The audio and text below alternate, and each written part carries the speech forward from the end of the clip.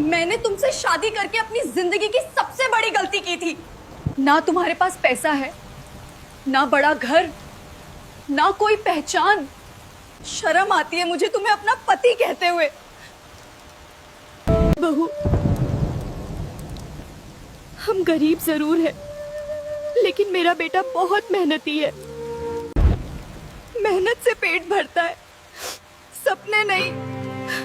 तुम जैसे गरीब आदमी के साथ रहकर मैं अपनी पूरी जिंदगी बर्बाद नहीं कर सकती। मध्य प्रदेश के इंदौर शहर की एक पुरानी कॉलोनी में एक छोटा सा मकान था। मकान ज्यादा बड़ा नहीं था, लेकिन उस घर में रहने वाले लोगों के दिल बहुत बड़े थे। उसी घर में आरव अपनी मां के साथ रहता था। आरव एक छोटे स्थानीय अखबार में पत्रकार था। उसकी तनख्वाह बहुत ज्यादा नहीं थी, लेकिन उसके अंदर सच्चाई के लिए लड़ने का साहस था। वह उन लोगों में से नहीं था जो पैसे के लिए अपने सिद्धांत बेच देते हैं। वह मानता था कि पत्रकारिता सिर्फ खबरें दिखाने का काम नहीं, बल्कि समाज की आवाज बनने की जिम्मेदारी भी है। उसकी मां अक्सर उससे कहती थीं, बेटा, जिंदगी में पैसा जरूरी है, लेकिन उससे भी ज्यादा जरूरी है इंसान का चरित्र। आरव अपनी मां की बातों को हमेशा दिल से सुनता था। दूसरी ओर उसी शहर में निशा नाम की एक लड़की रहती थी। निशा खूबसूरत थी, आधुनिक विचारों वाली थी और उसकी जिंदगी को लेकर बहुत बड़े सपने थे। उसे हमेशा से आलीशान जिंदगी पसंद थी। महंगे कपड़े, बड़ी गाड़ियां, बड़े होटल और ऊंचे लोगों के बीच रहना उसे अच्छा लगता था। उसके माता पिता मध्यम वर्गीय थे, लेकिन उन्होंने अपनी बेटी को हमेशा अच्छी जिंदगी देने की कोशिश की थी। निशा बचपन से ही यह सोचकर बड़ी हुई थी कि उसकी शादी किसी ऐसे आदमी से होगी जिसके पास खूब पैसा हो, बड़ा घर हो और समाज में नाम हो। लेकिन जब उसकी मुलाकात आरव से हुई तो उसकी सोच कुछ समय के लिए बदल गई। आरव की सादगी, ईमानदारी और साफ दिल ने निशा को प्रभावित किया। आरव बातों से ज्यादा अपने व्यवहार से लोगों का दिल जीतना जानता था। वह दिखावा नहीं करता था। जब दोनों परिवारों ने शादी की बात आगे बढ़ाई तो निशा को लगा कि आरव मेहनती लड़का है और शायद कुछ सालों में बहुत आगे निकल जाएगा। आरव भी निशा को बहुत पसंद करने लगा था। उसने अपने जीवन में पहली बार किसी लड़की के साथ भविष्य के सपने देखे थे। कुछ महीनों बाद दोनों की शादी साधारण तरीके से हो गई। न कोई बहुत बड़ा होटल था और न ही बहुत ज्यादा दिखावा। रिश्तेदार, कुछ दोस्त और परिवार के लोग मौजूद थे। आरव की मां ने अपनी हैसियत से बढ़कर सारी तैयारियां की थीं। शादी के बाद निशा उस छोटे से घर में आ गई जहां आरव अपनी मां के साथ रहता था। शुरुआत के कुछ दिन ठीक रहे। आरव सुबह दफ्तर चला जाता, शाम को लौटते वक्त कभी मिठाई ले आता, कभी निशा के लिए चूड़ियां। वह छोटी छोटी चीजों में खुशियां ढूंढ लेता था। लेकिन धीरे धीरे निशा को उस घर की सच्चाई समझ आने लगी। घर छोटा था, खर्च सीमित थे, महीने के अंत में पैसे बचाने पड़ते थे। कई बार आरव अपनी जरूरतें छोड़ देता ताकि घर ठीक से चल सके। वह अपनी मां की दवाइयों का भी पूरा ध्यान रखता था। लेकिन निशा को यह जिंदगी पसंद नहीं आ रही थी। उसे लगता था कि शादी के बाद उसकी जिंदगी बदल जाएगी, लेकिन यहां तो हर चीज सोच समझ कर करनी पड़ रही थी। उसकी सहेलियां सोशल मीडिया पर विदेश घूमने की तस्वीरें डालती थीं। कोई नई कार खरीदता था, कोई नया फ्लैट। निशा उन तस्वीरों को देखकर अंदर ही अंदर परेशान होने लगी। एक रात जब आरव खाना खा रहा था, निशा ने अचानक कहा, तुम्हें नहीं लगता कि हमारी जिंदगी बहुत छोटी हो गई है?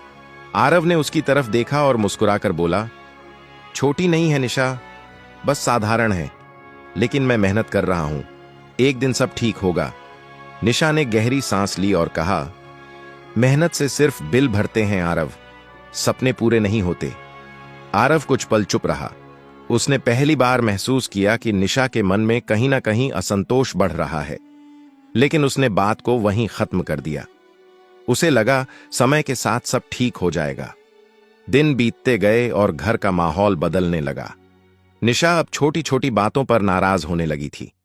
कभी बिजली का बिल देखकर, कभी किराने का खर्च देखकर, तो कभी इस बात पर कि उसके पास महंगे कपड़े नहीं हैं। आरव हर बार उसे समझाने की कोशिश करता। वह कहता, थोड़ा धैर्य रखो, मैं कोशिश कर रहा हूं। लेकिन निशा को अब उसकी बातें खोखली लगने लगी थीं। उधर आरव अपने काम में लगातार ईमानदारी से लगा हुआ था। उसका अखबार छोटा जरूर था, लेकिन वह हर खबर की तह तक जाता था। एक दिन उसके हाथ एक ऐसी जानकारी लगी जिसने उसकी जिंदगी बदल दी। शहर के कुछ बड़े अधिकारी और नेता गरीब बच्चों के स्कूलों के नाम पर आने वाला पैसा हड़प रहे थे। फर्जी दस्तावेज बनाए जा रहे थे और करोड़ों रुपए का घोटाला चल रहा था। आरव ने जब यह खबर सुनी तो उसके अंदर का पत्रकार जाग उठा। उसने तय किया कि वह इस सच को सामने लाकर रहेगा। उसने जांच शुरू कर दी। दिन में दफ्तर का काम करता और रात में सबूत इकट्ठा करता। कभी किसी स्कूल जाता, कभी सरकारी फाइलें देखता, कभी गुप्त रूप से लोगों से मिलता। धीरे धीरे उसके हाथ ऐसे दस्तावेज लगने लगे जो पूरे सिस्टम को हिला सकते थे। लेकिन जैसे जैसे वह सच के करीब पहुंच रहा था, वैसे वैसे खतरा भी बढ़ता जा रहा था। उसे अनजान नंबरों से फोन आने लगे। कोई कहता, ज्यादा होशियारी मत दिखाओ। कोई धमकी देता, अगर खबर बाहर गई तो जिंदा नहीं बचोगे। लेकिन आरव डरने वालों में से नहीं था।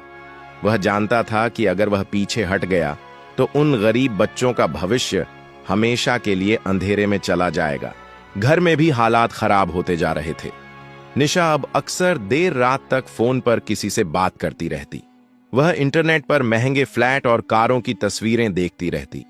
कई बार वह आरव को ताने मारती, मेरी सहेलियों के पति लाखों कमाते हैं और तुम अभी तक आदर्शवाद में फंसे हो। एक दिन झगड़ा इतना बढ़ गया कि निशा ने गुस्से में कहा, शर्म आती है मुझे तुम्हें अपना पति कहते हुए। ना तुम्हारे पास पैसा है ना पहचान। आखिर मैंने तुमसे शादी ही क्यों की? यह सुनकर आरव के हाथ रुक गए। उसकी मां पास ही बैठी थीं। उनकी आंखों में आंसू आ गए। उन्होंने धीरे से कहा, बहू, हम गरीब जरूर हैं, लेकिन मेरा बेटा बहुत अच्छा इंसान है। लेकिन निशा हंस पड़ी। उसने कहा, अच्छे इंसान से जिंदगी नहीं चलती मां जी, पैसे से चलती है। उस रात आरव देर तक जागता रहा। वह खिड़की के पास बैठा बारिश को देखता रहा। उसके मन में बार बार वही शब्द गूंज रहे थे, तुम पैदा ही गरीब हुए हो। अगले दिन वह पहले से ज्यादा दृढ़ होकर काम पर गया।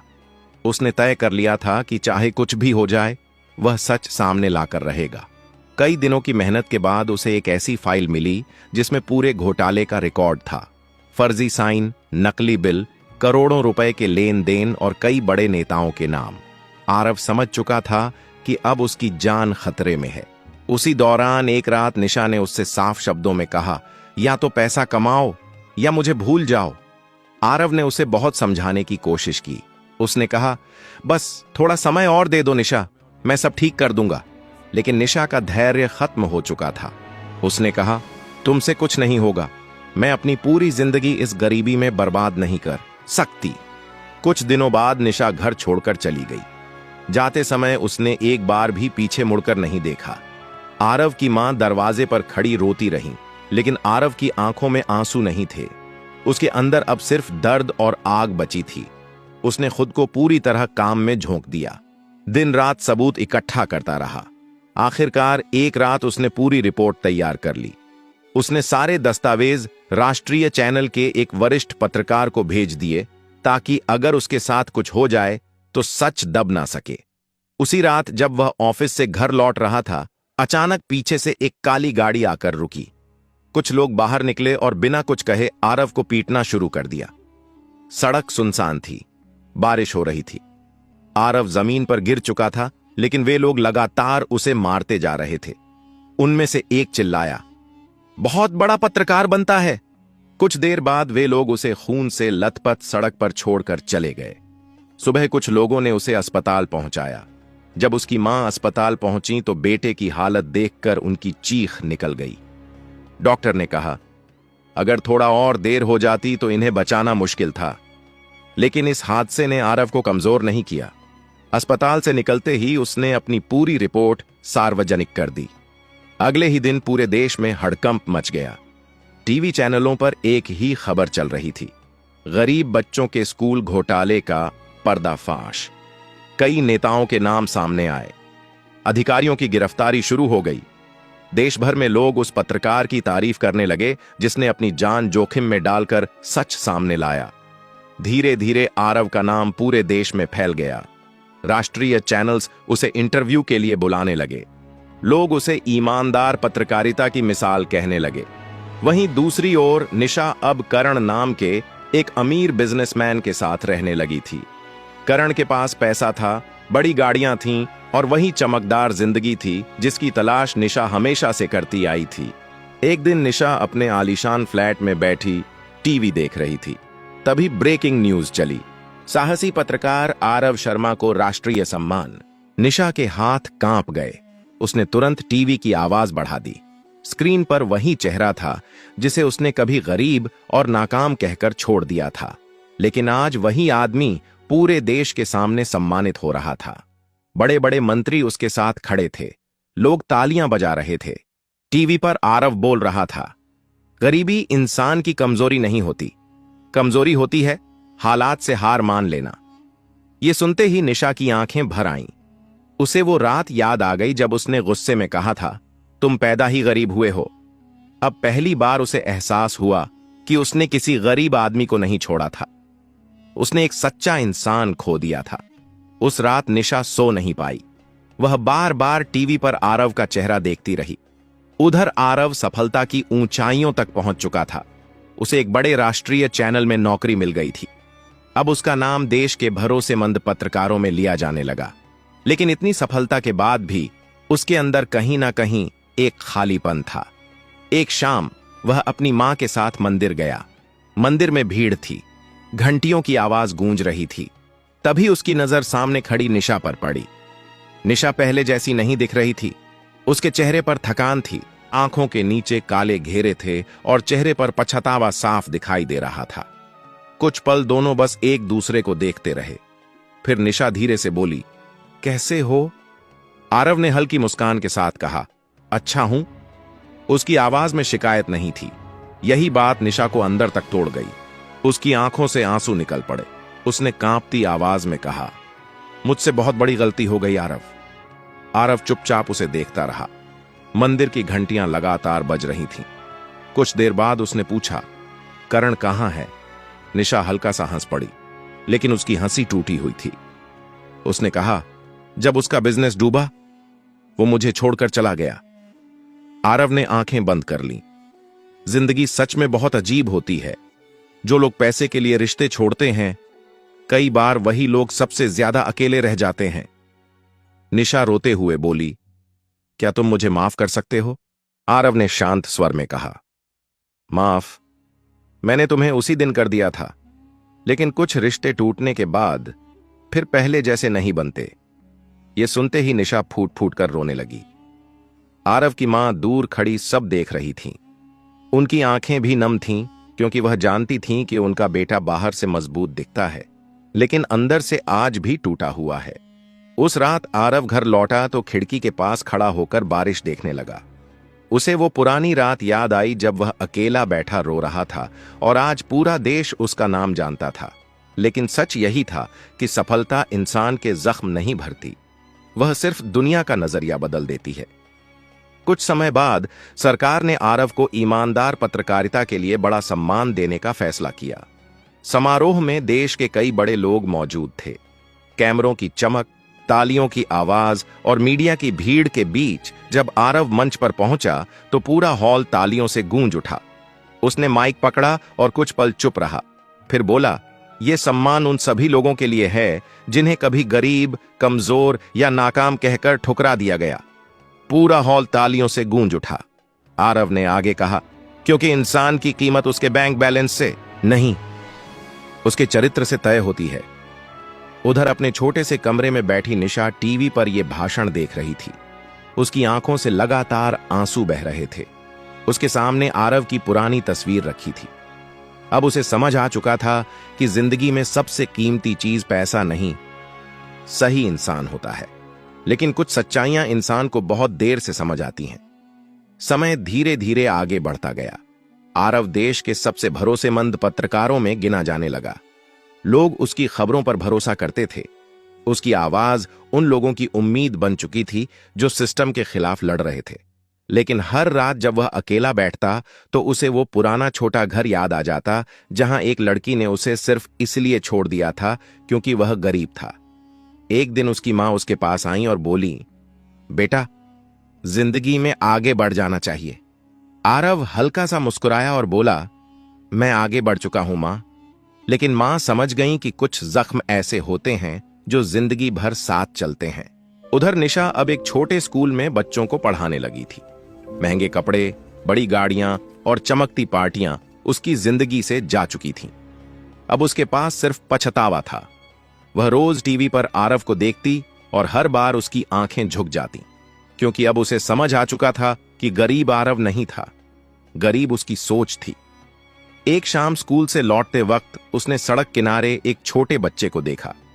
उसके कपड़े फटे हुए थे, पैरों में चप्पल नहीं थी, लेकिन चेहरे पर मुस्कान थी। निशा ने उससे पूछा, इतना खुश क्यों हो? बच्चा मुस्कुराकर बोला, मां कहती है गरीब होना बुरा नहीं, हार मान लेना बुरा होता है। यह सुनते ही निशा की आंखों से आंसू बह निकले, क्योंकि यही बात कभी आरव भी कहा करता था। उस रात निशा ने पहली बार दिल से दुआ मांगी, अपने लिए नहीं, आरव की खुशी के लिए। और शायद यही उसकी सबसे बड़ी सजा थी कि वह जिंदगी भर उस इंसान को याद करती रहे जिसे उसने कभी उसकी गरीबी की वजह से ठुकरा दिया था। यह कहानी हमें सिखाती है कि इंसान की असली कीमत उसके पैसों से नहीं, बल्कि उसके चरित्र, उसके संघर्ष और उसके दिल की सच्चाई से तय होती है। समय हमेशा एक जैसा नहीं रहता। जो लोग आज किसी को कमजोर समझकर ठुकरा देते हैं, कई बार वही लोग बाद में उसी इंसान की सफलता देखकर पछताते हैं। जिंदगी में पैसा जरूर है, लेकिन उससे भी ज्यादा जरूरी है किसी सच्चे इंसान की कद्र करना।